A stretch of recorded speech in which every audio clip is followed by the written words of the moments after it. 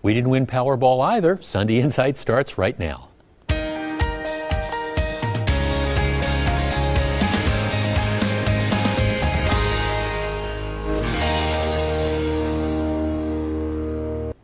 Well, good morning. Welcome to Sunday Insight. In the week that was, a state representative wants to stop people from using food share benefits to purchase junk food and sugary soda. Several so-called advocates for the poor are outraged that politicians would even consider limiting what people can buy with taxpayer money. Where's Michelle Obama when you really need her? Well, the DNR says it's closing the Mazomanie Nude Beach in Dane County on weekdays because of rampant drug use and sexual misconduct. I guess this means that drug users and sex criminals will now just have Saturday and Sunday to do their things. 6 bands of Chippewa in northern Wisconsin have announced that they intend to spear so many walleyes this year that the bag limit for 197 lakes for all other fishermen is going to be reduced to 1 walleye. 1. If the tribes are going to essentially have a monopoly on walleye fishing, should we consider taking away their monopoly on gambling? Just asking. This time last year it was 80 degrees. This year we're having trouble hitting 35 before you count the wind chill. Where's global warming when you need it? And opening day, a week from tomorrow. USA Today says Major League Baseball is still angry about Ryan Braun defeating their efforts to suspend him last year, and they're out to get him. The Lords of Baseball, arrogant and vengeful? Who would have thought? But we start this morning with Summerfest director Don Smiley. Is he overpaid? When Smiley took over for Bo Black in 2005, his salary was about $280,000 a year. His compensation has increased over the years as Summerfest has grown. In July of 2011, Smiley also hit a number of incentives that were built into his contract, earning him a bonus of $339,000.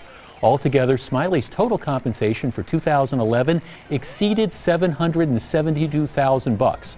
Now, Summerfest is a private 501c3 organization that gets no taxpayer dollars.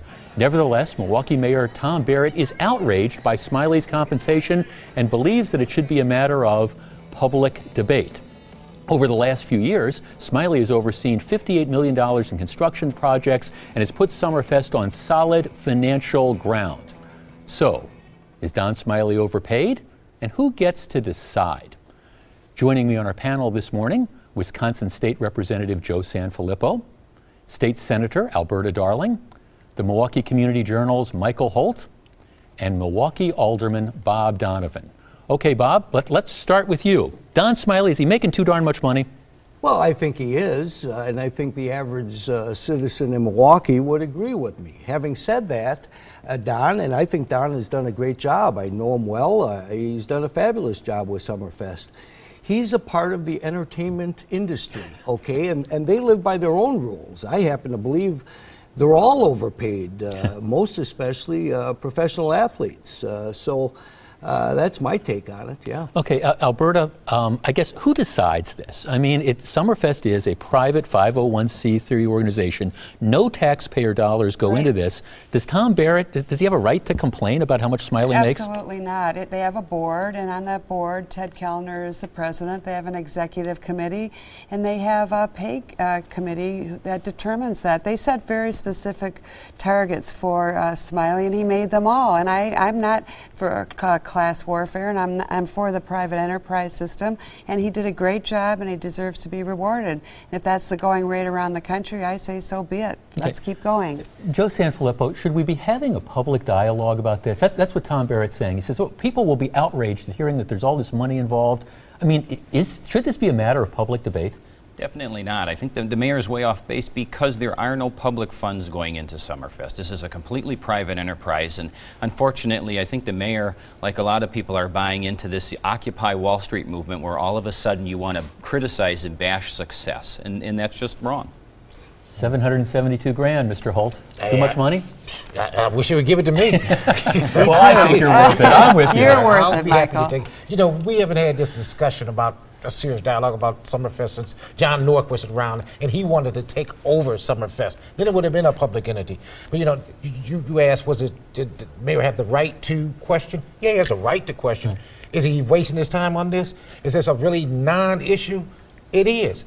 You know, this is a private entity, and I mean, this is the going rate. Well, I guess, Joe Sanfilippo, I guess one of the things we hear is that, you know, the average salary, you take the mayor, you take the police chief, you take the county executive, you take the county sheriff, and it doesn't come close to 770 grand. Does the average citizen in Milwaukee have a right to be upset?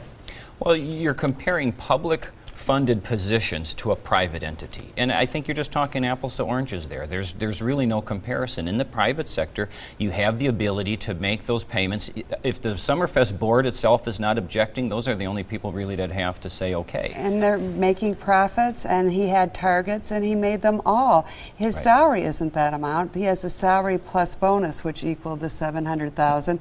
And you know what? He did a great job, and he's doing a great job. Well, see, that's the other thing. I mean, I understand people get upset with these CEO bonuses and things like that, but the truth is, you know, you've got to deliver. $58 million in improvements, Summerfest on really solid financial grounds. It's that you were talking about the class warfare, and I guess that irritates me a little bit. Who cares how much money he makes? If he's not doing a good job, get rid of him, but he's doing a good job. He's doing a great job, and they can get rid of him if he doesn't do a good job. Okay, it's now time for The Glass is Half Full. Let's start with you, Bob Donovan. Well, Jeff, I would say the glass is half full for me with the recent announcement of some of the improvements along the lakefront. It's half empty if this committee thinks that that's the end of it. It's only the beginning. Our lakefront is our greatest resource, and we need to continue those developments. Alberta Darling, glass is half full, half empty. Half full because it's spring. Half empty because it's freezing. I have snow on my roof. Amen. Michael Holt, half full, half empty. Well, I don't know if people have really been keeping up what's going on in Madison, but there's a war between so-called progressive Democrats, the unions, and the black community. And the war centers around how many black representatives should we have on the school board. So it's half full because we're going through this. It's half actually full because now we got the black people actually fighting back. They've awakened a sleeping giant. Joe. My glass is half empty because we learned this week that Wisconsin employers are getting nailed to the tune of $60,000 a day in interest of the federal government because President Obama decided to make collecting unemployment a career rather than just a temporary safety net.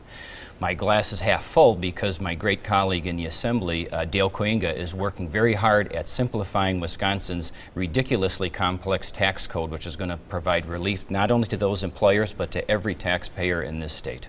And my glass is half full this week because my Marquette Warriors start play next year in the new Big East Conference. It's half empty, though, because they're not going to get a chance to thump Notre Dame every season.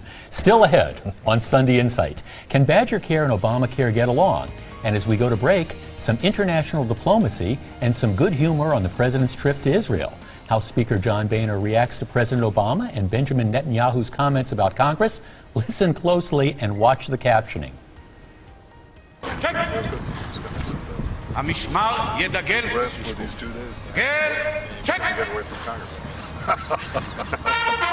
Does a comment like that actually have any impact, you think, or?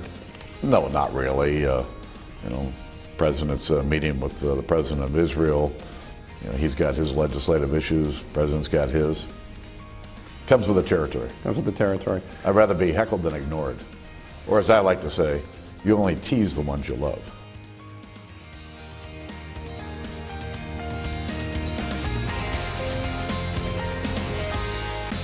Well, under President Obama's health care law, Wisconsin has the option of expanding the state's Badgercare health program to include low-income adults and having the federal government pick up the costs of most of the expanded coverage through 2020. Now, Governor Walker is skeptical that the federal government will actually pay for everything it says it will over the next couple years. As a result, Walker has proposed a hybrid approach under which very poor adults can be enrolled in Badgercare, but others with a little more money can be shifted to the subsidized insurance marketplace created by Obamacare. Critics say Walker's approach will leave federal money on the table, cost Wisconsin taxpayers more, and leave some people with less coverage than they otherwise would have had. Now, I understand that this is really complicated, but it's also a crucial decision for the state. So, should Wisconsin simply embrace Obamacare in its entirety and be done with it? State Representative Sanfilippo. Joe?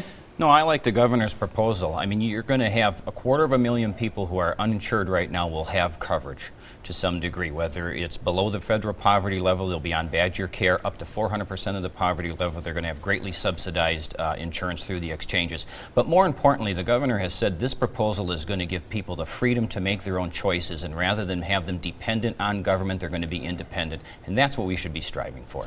Michael, are we leaving money on the table? We are.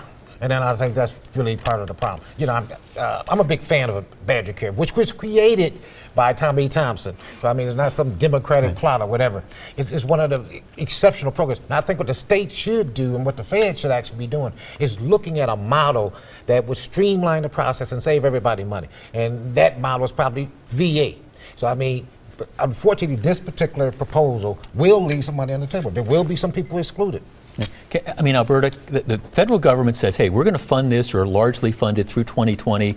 Can we trust them? Absolutely not. Right now, this year, we're being cut in our Medicaid, which is what Badgercare is, appropriation, so we cannot trust them. They've not had a budget for 4 years. How can we trust them that this money is going to be there? What Walker did was come up with a Wisconsin solution where, as Joe said, more people are going to be insured now through this program than ever before, and this is phenomenal. It'll focus on what Badgercare should focus on, the poverty, the Bob, people who can't afford it. What do you think? I agree with the governor on this. I think to put our trust in the federal government, we're idiots. I don't have the trust in them to get anything right these days. That's a sad reality, and the federal government is broke. Well, when are we going to realize that? And they're making promises for things that they simply can't keep. Well, that concerns me I'm with you. greatly. I don't understand what the controversy really is, because if these marketplaces are good enough for everybody else, why aren't they going to be good enough for some of the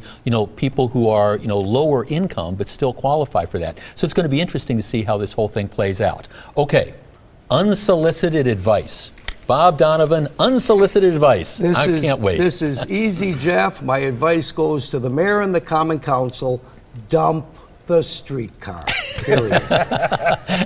Alberta Darling. And I agree with that. But I usually don't promote couch potatoes, but I'm telling you, I tell you, grab your big bag of popcorn, get on your couch and watch college basketball. It's awesome. Go Warriors. Michael. No disrespect, Bob, but to all these politicians who are complaining about Smiley's pay, why don't y'all spend more time and effort and energy focused on the fact that Milwaukee has the highest black unemployment rate in the United States of America and half the free world? Wait for my winners and losers. I tackle them. Joe Sanfilippo. My unsolicited advice is to the Milwaukee County Board. As John Adams once said, facts are stubborn things. And the facts are every county government in this state operates successfully with a part-time board. And last April's referendum was proof positive that the citizens want Milwaukee County to operate in the same manner. So the board should stop stonewalling and start listening to what their citizens want. Okay, my unsolicited advice, I'm going to bootstrap on what Alderman Donovan just said here. Tom Barry, mayor of Milwaukee, if you want the state taxpayers to give you money to help build a new arena in downtown Milwaukee or tear down, abandoned homes in Milwaukee, start with finding $65 million that you want to spend on this streetcar that nobody will ride. So there. Next on Sunday Insight, will a drunk driving arrest in Milwaukee finally lead to tougher drunk driving laws?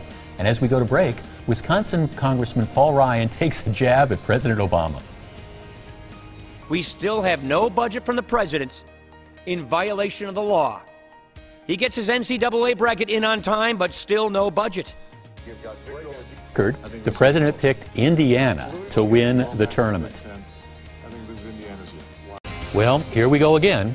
The other night, a 24-year-old woman was arrested for drunk driving. She allegedly had a blood alcohol level of 0.26. That's more than 3 times the legal limit.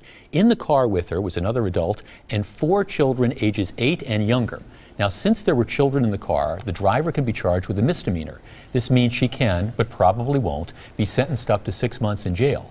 Otherwise, this offense would not be a crime since the woman didn't have a prior drunk driving conviction. Look, there's no way to put this nicely. Are drunk driving laws in Wisconsin a joke, and will we ever see meaningful change? Now, State Senator Alberta Darling, you have been one of the leaders in the legislature about this. I know a lot of new initiatives. What's going on? Well, the legislature needs to debate what is our tolerance toward drunken driving and how many fatalities do we have to have. Look at this woman. She was driving with kids in the car. Outrageous. We have over 600,000 people in our state who have drunken driving. 400,000 of those only commit one. But the 200,000 we have to really look at, because it takes to the third offense, fourth offense, to get serious on crime of drunken driving. The first offense is like a slap on the hand, a traffic ticket. If that, yeah. If that, and then it goes down to the fourth before it's a felony. And that's not our tolerance. That's not our goal or our philosophy in Wisconsin. So I would appreciate it if we'd all have the debate. What should the policy be toward drunken driving, and what should we do about it? They'll say it costs too much to take care of this problem. Well, you know what? It costs too much not to take care of it. Yes. Bob Donovan. No, I would agree with Alberta. I think it's gotten to the point where we do need to take more seriously the problem. I think Sheriff Clark has pointed it out every weekend. Right. They're pulling over. And what's most disappointing is you've got these individuals, many of whom have 4, 5, 6 offenses. They're still driving. And they're still driving. The message hasn't gotten through. Joe Sanfilippo? I agree. I mean, how do you put a price tag on safety? And we do need to have that discussion as to where these laws should be. I just read recently, within the last day or two, that there's a gentleman that got pulled over for his 10th time. He shouldn't even be out driving around to have that opportunity for 10 drunk driving arrests. Okay, Michael, we've got leaders in the legislature here. Everybody's saying the same thing. Why doesn't anything get done? I was about to ask them the same question. Why don't you put this on the table? I don't understand, you know, what the major problem is. Now, in the interim, maybe we should be a little more creative. I heard that these kids didn't have on seat belts. You can charge them for that. I would charge them for child neglect. Charge them with everything up under the sun to bring attention. You know, I think the only time you really get a serious dialogue about drunken driving in Wisconsin is when somebody dies. See, I think this is one where, and I appreciate, Alberta, all the things that you guys are doing, and I understand the battles you're fighting. I think this is one where the general public is so far ahead of the political class. I mean, because the average person says, why is Wisconsin the only state in the country where first offense drunk driving is not a crime? Go figure. All right, now sometimes there's a difference between what they said and what I heard. Let's go around the table for some examples. Bob Donovan. Well, Jeff, my example would be the mayor's recent State of the City address. I thought he did a really great job, very optimistic, hit all the right, said all the right things. The only problem for me is I didn't know what city he was talking about. Alberta. You know, the Democrats are screaming about Governor Walker's Badgercare Medicaid solution. But what I'm hearing them say is they really don't like Obamacare either, because part of his solution is the Obamacare exchange. Michael.